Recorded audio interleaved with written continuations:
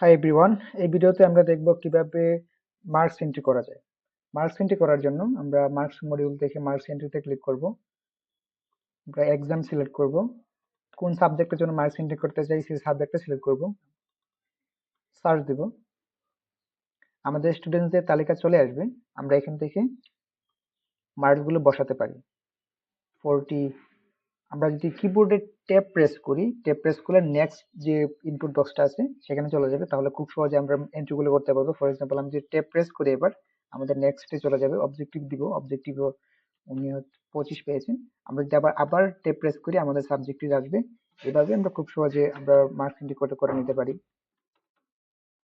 যদি এরকম হয় যে কোনো স্টুডেন্ট অ্যাবসেন্ট আছে, সেই ক্ষেত্রে আমরা এখান থেকে অ্যাবসেন্ট করে দিতে পারি।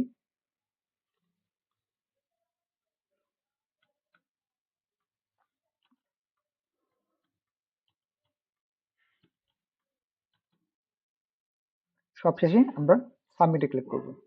আমাদের এখানে একটা ওয়ার্নিং দিচ্ছে, সেটা হচ্ছে value less than or equal 30। আমরা যেহেতু মার্কস সেট আপ করার সময় আমরা অবজেক্টিভে সর্বোচ্চ মার্কস দিয়েছিলাম 30, তো আমরা 30-র বেশি আমরা মার্কস দিতে পারবো না। সেক্ষেত্রে আমাদের একটা ওয়ার্নিং দিচ্ছে, আমরা সর্বোচ্চ দিতে পারবো 30।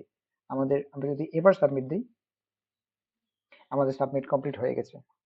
আমরা যদি এই মার্কসটা এডিট করতে চাই, সেক্ষেত্রে আমরা আবার মার্কস মডিউল থেকে মার্কস এন্ট্রিতে ক্লিক করব। আমরা একজন সিলেক্ট করব, একইভাবে সাবজেক্ট সিলেক্ট করব, সার্চ দিব। এই যে এখান থেকে আমরা চাইলে আমরা মার্কটা এডিট করে নিতে পারি। সাবমিট দিব।